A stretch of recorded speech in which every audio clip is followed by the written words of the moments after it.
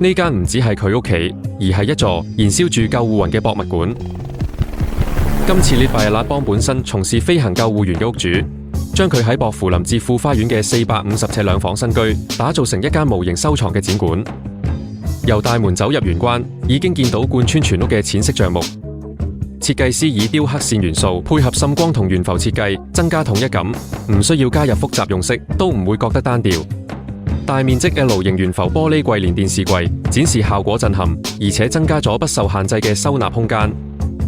每日疲於奔命，落力救人返嚟，最治癒嘅可能係一間真正舒服嘅睡房。設計師揀咗一款日本品牌嘅兩段式窗簾，可以調節不同透光度，隱約嘅紋理仲非常配合屋企氛圍。除咗美觀，睡房亦加入唔少方便嘅功能性設計，包括下拉式嘅掛衣架，同埋用磁石扣開關嘅無痕地台收納。出更嘅時候，佢用盡全力，返到屋企，值得擁有一個好好休息嘅空間。